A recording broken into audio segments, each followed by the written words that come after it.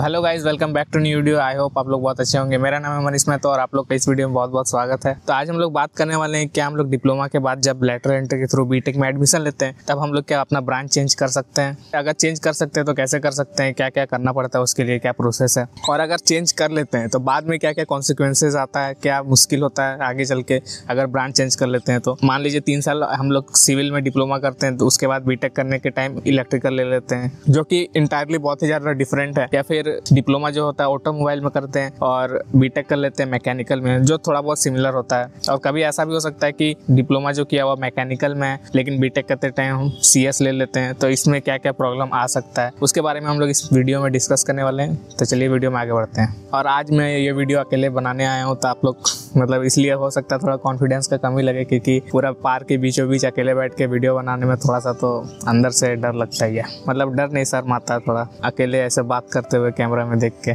तो खैर चलिए हम लोग वीडियो में आगे बढ़ते हैं।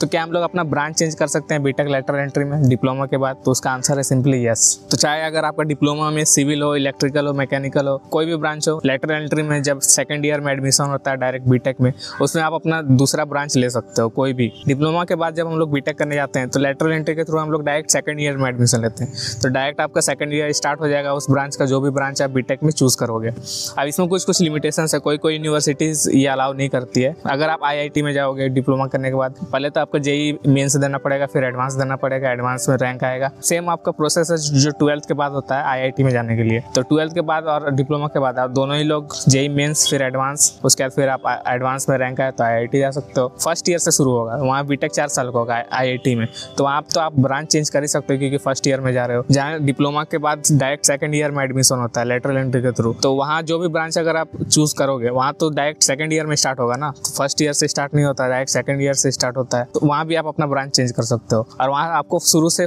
स्टार्ट नहीं करना पड़ेगा, मतलब सेकंड ईयर से ही चालू हो जाएगा। बेसिकली क्या होता है कि जो फर्स्ट ईयर होता है उसमें सबका कॉमन सब्जेक्ट्स ही होता है, फर्स्ट सेम और सेकंड सेम। सेकंड ईयर में जो थर्ड सेमेस्टर से स्टार्ट होता है उस टाइम स्टार्ट होता है ब्रांच पेपर, तो आप जो भी ब्रांच लोगे वहाँ थर्ड सेमेस्टर से आपका स्टार्ट हो जाएगा। अब हम लोग बात कर लेते हैं कि इसमें चेंज करना कैसे है। आईआईटी का तो जेईई मेंस एडवांस दो, उसके बाद फिर आपका फोर्थ मतलब फर्स्ट ईयर से बीटेक चालू हो जाएगा, जिस भी कॉलेज में आप एडमिशन लेते हो अगर मिल जाता है तो।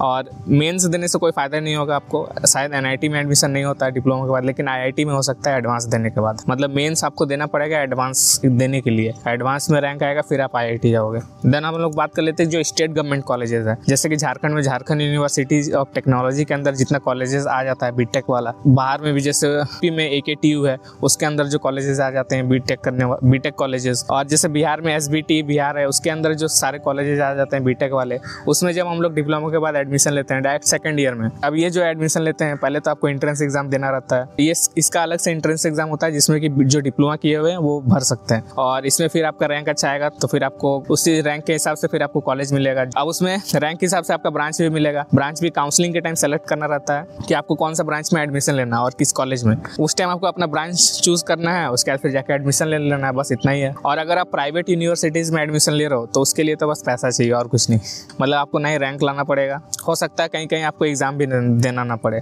और काउंसलिंग भी ना करना पड़े, मतलब सब आपका बस एडमिशन आपको कराना है तो आप बस आपके पास फीस होना चाहिए, आपका एडमिशन हो जाएगा। अगर प्राइवेट कॉलेजेस है और वो किसी गवर्नमेंट यूनिवर्सिटी का अंडर आता है तो आपको काउंसलिंग के थ्रू ही जाना पड़ेगा। और अगर कोई प्राइवेट यूनिवर्सिटी है, पूरा प्राइवेट है और वहाँ पे कोई बीटेक कॉलेज है, तो आप वहाँ डायरेक्ट जाकर अपना एडमिशन ले सकते हो। और दोनों ही केस, या तो प्राइवेट यूनिवर्सिटी हो या तो प्राइवेट कॉलेजेस हो, दोनों जगह आप अपना ब्रांच चेंज कर सकते हो। स्टेट यूनिवर्सिटी के अंडर जो प्राइवेट कॉलेजेस होते हैं उसके लिए तो ज़्यादा मतलब उतना भी आपको फाइट नहीं करना पड़ेगा सीट के लिए, तो ईजिली वहाँ पे मिल जाता है। लेकिन जो गवर्नमेंट कॉलेजेस है उसके लिए थोड़ा आपको अच्छा रैंक लाना पड़ेगा। और अगर आप किसी प्राइवेट यूनिवर्सिटी में जाते हो जो कि पूरा यूनिवर्सिटी प्राइवेट है, वहाँ तो फिर आपको कुछ भी जरूरत नहीं है, ना ही काउंसलिंग कराने का जरूरत है अलग से, ना ही कोई एंट्रेंस देने का जरूरत है। बस आपको जाके वहाँ पे बोलना है कि हमको इस ब्रांच में बीटेक में एडमिशन लेना है लेटरल एंट्री के थ्रू, बस हो जाएगा। अब बात कर लेते हैं, ऐसे एडमिशन तो बहुत ईजिली मिल जाएगा, ब्रांच भी चेंज हो जाएगा। तो आपको अभी तक लग रहा होगा इतना सिंपल है क्या ब्रांच चेंज करना? बिल्कुल सिंपल है, कोई ऐसा कॉम्प्लेक्स प्रोसेस नहीं है, बिल्कुल ही सिंपल है।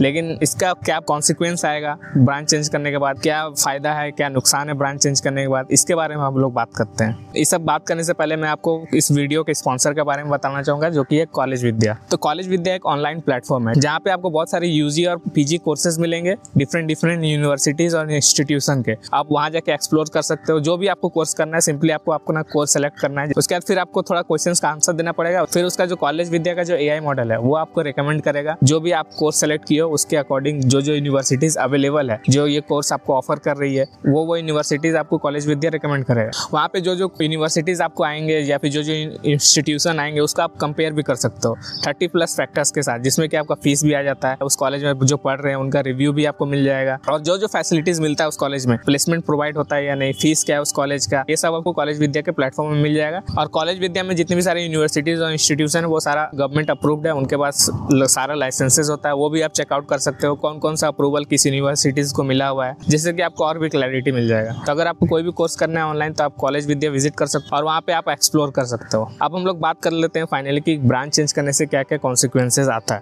पहला तो है यही है कि आपको आपका मनपसंद ब्रांच चूज करने का मौका मिलेगा। जो गलती आप डिप्लोमा में कर चुके हो वो आप दोबारा आपको सुधारने का मौका मिल जाएगा एक तरीके से। 3 साल आप डिप्लोमा कर चुके हो उस ब्रांच में, आपको पता चल गया होगा कि वो फील्ड आपके लिए है या नहीं, और आपको 3 साल में ये भी पता चल जाता है कि बाकी सारा ब्रांचेस में कैसा जॉब रोल मिलता है, क्या क्या सिलेबस और उसका डोमेन में क्या क्या काम होता है उस ब्रांच में। ये सब भी आपको मतलब एक दूसरे के साथ जो दोस्त होते हैं अलग अलग ब्रांच में उनके थ्रू पता चल जाता है, तो आपको एक बेटर अंडरस्टैंडिंग हो जाता है। क्योंकि डिप्लोमा के टाइम जब हम लोग एडमिशन ले रहे होते हैं उस टाइम हम लोग को उतना ज़्यादा आइडिया होता नहीं है, खास करके जो 10th करके डिप्लोमा करने जाते हैं उस टाइम तो जो सामने कोई बताता था वही लगभग सभी लोग ले लेते हैं। जो मतलब सामने किसी को देखते हैं कि वो इस ब्रांच से कर रहा है वो जाके वही ब्रांच ले लेते हैं, उतना ज़्यादा रिसर्च नहीं करते। लेकिन 3 साल में बहुत ज़्यादा कुछ हम लोग को पता चल जाता है। और फिर भी अगर आपको अभी पता नहीं चला तो सिंपली सबसे पहले आपको जो भी ब्रांच चेंज कर रहे हो उसके बारे में आपको रिसर्च करना है। सबसे पहले तो आपको जो ब्रांच चूज कर रहे हो, फॉर एग्जांपल इलेक्ट्रिकल चूज कर रहे हो तो इलेक्ट्रिकल जो डोमेन है उसके बारे में आपको रिसर्च करना है। इलेक्ट्रिकल ब्रांचेस इंजीनियरिंग करते हैं वो किस टाइप का वर्क करते हैं, इलेक्ट्रिकल इंजीनियरिंग में सिलेबस क्या रहता है, और मैक्सिमम लोग तो कोई भी ब्रांच हो सब स्विच कर लेते हैं कंप्यूटर साइंस में। तो कंप्यूटर साइंस में क्या क्या पढ़ना पड़ता है, उसका डोमेन सिलेबस किस टाइप का वर्क रहता है, मतलब ये सब आपको रिसर्च करना पड़ेगा। बस अगर आप पैकेज देख के जाओगे तो फिर आप बाद में हो सकता है पछताना पड़े। सही जो ब्रांच आप नेक्स्ट चूज करने वाले हो उसमें आपका सही में इंटरेस्ट होना चाहिए। अगर इंटरेस्ट नहीं भी है तो ये मतलब अपने दिमाग में रख लेना है कि आपको मेहनत तो करना पड़ेगा ब्रांच चूज करने के बाद, और हो सकता है एक्स्ट्रा मेहनत करना पड़े, क्योंकि आप डायरेक्ट सेकंड ईयर में तो जाओगे उस टाइम ब्रांच पेपर स्टार्ट हो जाता है। भले ही कभी कभी क्या होता है जब तक आपका लेटर एंट्री के थ्रू एडमिशन होगा, जो रेगुलर वाले हैं उनका क्लासेस स्टार्ट हो जाता है 3rd सेमेस्टर का, तो आपको फिर वहाँ पे थोड़ा सा पीछे से मतलब बताया तो नहीं जाएगा, डायरेक्ट वहीं से आपको कंटिन्यू करना पड़ेगा। तो पीछे का जो सिलेबस पार हो चुका है वो आपको खुद ही पढ़ना पड़ेगा। उसके बाद फिर आपको एक और बात देखना पड़ेगा कि जिस भी कॉलेज में आप एडमिशन ले रहे हो उसमें प्लेसमेंट हो रहा है या नहीं उस ब्रांच का। अगर उस कॉलेज में नहीं हो रहा है फिर भी उस ब्रांच से मतलब ऑफ कैंपस प्लेसमेंट निकलता है या नहीं, अच्छी अच्छी कंपनीज का, जो भी कंपनीज में आपको जाना है उसके अकॉर्डिंग आपको देखना पड़ेगा। टॉप कॉलेजेस तो सबको मिलता नहीं है, इसीलिए जो ऐसे नॉर्मल कॉलेजेस में भी जा रहे हैं जिसमें प्लेसमेंट होता नहीं है तो उसके लिए आपको देखना पड़ेगा कि ऑफ कैंपस प्लेसमेंट होता है या नहीं। उसके बाद नेक्स्ट चीज आपको देखना पड़ेगा कि उसमें टॉप कंपनीज क्या क्या है और उसका एवरेज पैकेज कितना मिलता है। हो सकता है स्टार्ट में कम पैकेज मिलता हो, 2-3 साल एक्सपीरियंस के बाद ज़्यादा मिल जाता हो, ये सब भी आपको देखना पड़ेगा। और ज़्यादा पुराना डेटा नहीं मतलब खास करके प्लेसमेंट का जो डेटा है वो लास्ट ईयर क्या रहा है। ऐसा नहीं है कि 5 साल पहले उसका बहुत ज़्यादा प्लेसमेंट होता था, 3 साल बाद फिर आपका जब प्लेसमेंट का टाइम आएगा तो हो सकता है प्लेसमेंट ही नहीं हो रहा हो उस ब्रांच में, ये भी आपको देखना रहेगा। यानी कि आपका हायरिंग ट्रेंड जो चल रहा है जिस भी ब्रांच में आप स्विच करने वाले हैं उसका हायरिंग ट्रेंड्स देखना पड़ेगा कि उसमें जो वैकेंसी निकलती है उसका ट्रेंड्स क्या है। और लास्टली आपको थोड़ा एक्स्ट्रा एफर्ट डालना ही पड़ेगा। अगर आप ब्रांच चेंज कर रहे हो मतलब बाकी लोग जो आपके ब्रांच में रहेंगे उनसे आपको थोड़ा ज़्यादा ही मेहनत करना पड़ेगा। अब बात कर लेते हैं इसका नुकसान क्या क्या हो सकता है, मतलब अगर ब्रांच चेंज कर लेते हैं। पहला नुकसान तो यही है कि अगर आप बिना रिसर्च किए किसी का देख के वापस से दूसरा कोई ब्रांच में स्विच कर लेते हो और उस ब्रांच के बारे में अगर आपको आइडिया नहीं है कि उसका सिलेबस क्या है, वो मतलब आप उसको मतलब अच्छे से कर सकते हो या नहीं कर सकते हो, उसमें जिस टाइप का वर्क मिलता है वो आप अच्छे से कर सकते हो या नहीं कर सकते हो, उस ब्रांच में जो भी वैकेंसी निकलती है उसका जॉब लोकेशन क्या होता है, लोकेशन में आप वर्क कर सकते हो नहीं कर सकते हो, ये भी आपको देखना पड़ेगा। मतलब जो भी वर्क में जाओगे जिसमें आपका इंटरेस्ट नहीं होता है तो फिर आपको उस टाइम भी बहुत दिक्कत होगा, इसलिए चूज करते टाइम आपको ध्यान में रखना पड़ेगा। ये ज़्यादातर लोग जो ब्रांच चूज करते हैं वो दूसरा ब्रांच का देखते हैं कि बीटेक में इस ब्रांच का ज़्यादा पैकेज मिलता है, यही देख के आप दूसरा ब्रांच स्विच कर लेते हैं। लेकिन वो भूल जाते हैं कि अगर लेजी पना रहेगा बीटेक में एडमिशन लेने के बाद और स्किल डेवलप नहीं करेंगे तो फिर वो जो पैकेज है वो टॉप वाले लड़के ले जाएंगे। और लास्टली सबसे बड़ा प्रॉब्लम ये आता है इंटरव्यू के टाइम। जब भी आप प्लेसमेंट में जाओगे इंटरव्यूअर आपसे पूछ सकता है कि आपने जो डिप्लोमा किया इस ब्रांच से किया, बीटेक क्यों इस ब्रांच से कर लिया, मतलब क्या ऐसा दिक्कत आ गया था कि बीटेक में आपने ब्रांच चेंज कर लिया। तो उसका आपको जेन्युइन रीजन देना है, जो भी आपका रियल रीजन है वही आप देना है, उसमें कोई एक्सक्यूज नहीं बनाना है। क्योंकि आप कोई एक झूठ बोलोगे उसके ऊपर फिर अगर वो और क्वेश्चंस पूछते हैं आपको फिर दोबारा और झूठ बोलना पड़ेगा और झूठ बोलते बोलते अलग अलग लेयर बनते जाएगा तो फिर आपका पे कहीं फंसोगे और उनको पता चल जाएगा कि ये बंदा कुछ भी मतलब कहानी बना रहा है। तो सिंपली मतलब आप एक तो ये रीज़न बता सकते हो कि डिप्लोमा के टाइम आपका नॉलेज का कमी था, इसलिए आपने ये ब्रांच ले लिया था, लेकिन 3 साल करते करते आपको पता चला है कि नहीं, मेरा जो इंटरेस्ट है इस ब्रांच में ज़्यादा है। तो मौका जब मिल रहा है, मतलब अगर यूनिवर्सिटीज़ चांसेस दे रही है ब्रांच चेंज करने का, इसलिए मैंने चेंज कर लिया। अगर ऑप्शन ही नहीं मिलता तो नहीं करता।